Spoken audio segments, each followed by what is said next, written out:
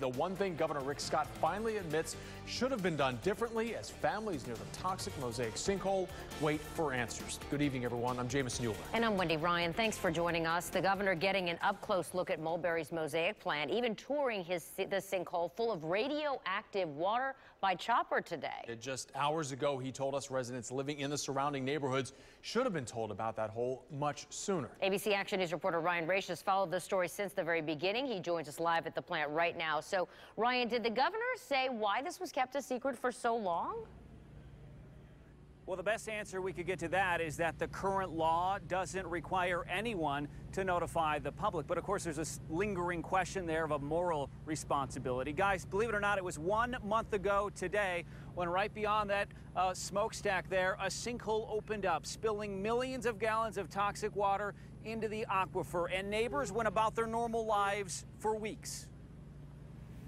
If there's one recurring theme in the neighborhoods around Mosaic, they didn't tell nobody and wasn't going to tell nobody. It's the frustration about that deafening silence. The span of roughly 3 weeks when no one said anything about this toxic hole to people like Ted Jones, just a couple miles away.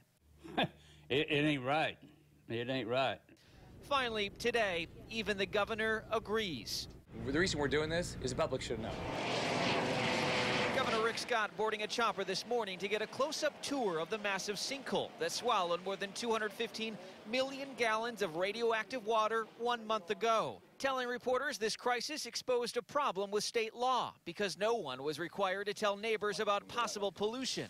We clearly have a law with regard to public notification that didn't make sense. There's no common sense in this, that when we have pollution, whether it's a company, whether it's the city, whether it's the county, we have to notify people, and it's the right thing to do.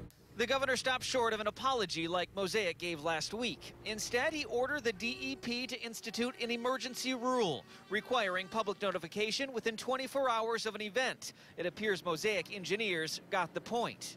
I can assure you that we've learned our lesson. The company maintains its recovery well is successfully catching the toxic water, but lifelong residents can't help but wonder. I always thought about the news media, how they stuck their nose in other people's business. Well, this is one time I'm glad you people did do it. So far, 150 private wells in the area have been tested, and those readings have come back normal with one exception, and that's radioactivity. Those tests take a little bit longer. We are told that they should come in, the first wave of them, sometime tomorrow. Live in Mulberry tonight, Ryan Raish, ABC Action News.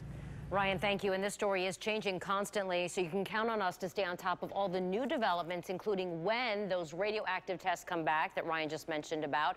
There's also a special section of our website devoted just to the Mosaic sinkhole. You see it here. You can get updates all the time at abcactionnews.com/sinkhole.